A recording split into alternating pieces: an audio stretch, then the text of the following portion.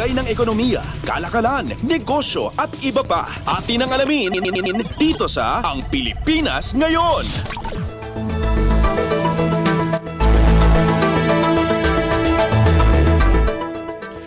Magandang araw, narito na po ang Balitang Business. Iniulat ng Bureau of Customs o BOC na nahigatan nito ang target revenue collection na itinakda ng Development Budget Coordination Committee o DBCC para sa buwan ng Agosto taong 2023. Base sa datos, umabot ng 75.642 billion pesos ang nakolekta ng BOC na lagpas sa target na 72.275 billion pesos o 4.7%, katumbas ng 3.367 billion pesos. Mula Enero hanggang Agosto, nakakolekta ang BOC ng kabuang 582.133 billion pesos na kita na lumampas sa target na 567.74 billion pesos o 2.54%, katumbas ng 14.393 billion.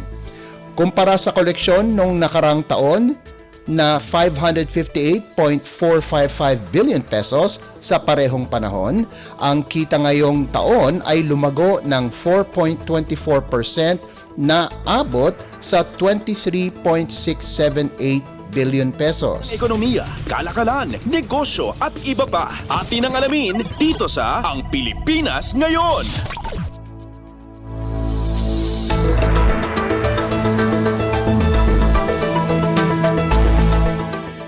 Maaring patawan ng multang 500,000 piso hanggang 1 milyong piso ng Department of Trade and Industry o DTI ang mga negosyanteng lalabag sa price cap na itinakda sa bigas.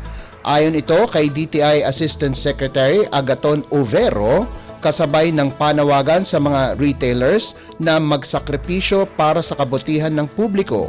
Kasunod ito sa reklamo ng umano'y maliliit na mga nagtitinda ng bigas na malulugi umano sila kung susunod sa itinakda na price cap ng gobyerno na 41 hanggang 45 piso kada kilo ng bigas na itinakda sa Setyembre 5. Sinabi ni Overo na base sa komputasyon nila, maaari namang maibenta ang bigas sa naturang presyo na hindi malulugi ngunit hindi rin kikita.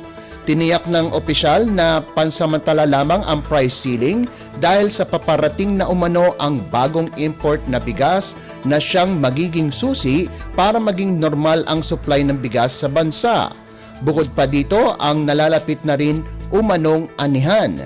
Inaasahan ang DTI, katuwang ang Department of Agriculture, na magpapakalat ng mga tauhan sa mga pamilihan para mag-monitor sa mga sumusunod at lumalabag sa price ceiling.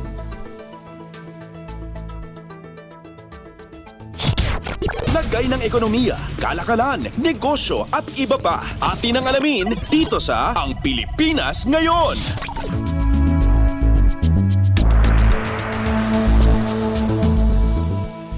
Asahang muli ang pagtaas sa presyo ng mga produktong petrolyo ngayong linggo. Batay sa pagtaya ng mga local industry players sa bansa, inaasahang aangat ang presyo ng diesel sa 85 sentimo hanggang piso at 25 sentimo kada litro, habang ang presyo ng gasolina ay maaring tumaas mula 25 sentimo hanggang 65 sentimo kada litro.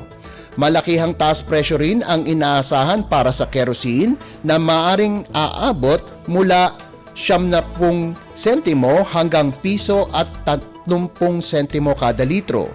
Ito na ang ikasyam na magkakasunod na linggo na aangat ang presyo ng mga produktong petrolyo sa bansa.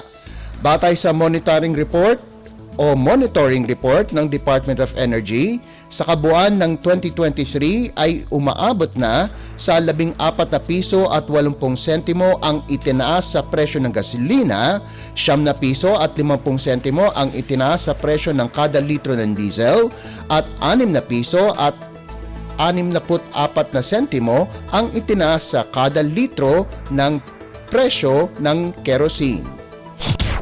Taglagay ng ekonomiya, kalakalan, negosyo at iba pa. Atin ang alamin dito sa Ang Pilipinas Ngayon.